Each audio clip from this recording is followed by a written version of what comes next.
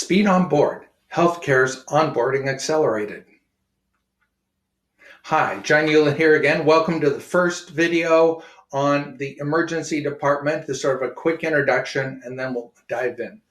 So what is the emergency department and why does it matter? Those are the two questions we're going to address here. The emergency department, most of you will have had interactions with. If you break a bone or you have pain that's unbearable, you'll go to the emergency department and they'll run some diagnostic tests on you and see what's going on. So that would be the emergency department and what it is. Why it matters is because that's how most patients get into the hospital. They come in through the emergency department and then they go up onto the floors and become inpatients. So it's super critical for that. In the last couple of years, there's a new category of patients. Those are observation patients. So you come into the emergency department and you're sick, but you don't meet admissions criteria, but you're too sick to send home. So what we do is we create, there was a new status called observation patients, and you're putting in observation. And essentially you have 48 hours to decide, are you sick enough to admit, or you're well enough to send home? And those are paid for differently from a rev cycle standpoint, inpatients and outpatients.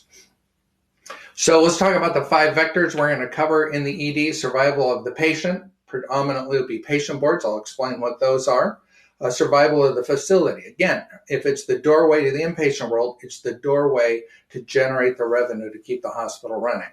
Operations, key to operations in the ED is throughput, moving patients through all the way in or out or in and up, one or the other.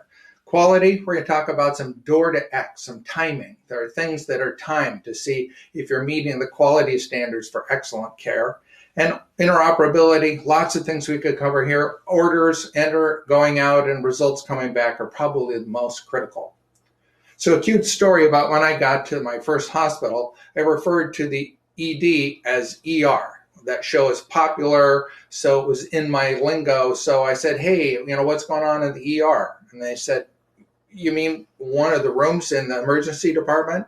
It's like, oh, okay. So don't make the mistake I did and call it ER. It's the emergency department.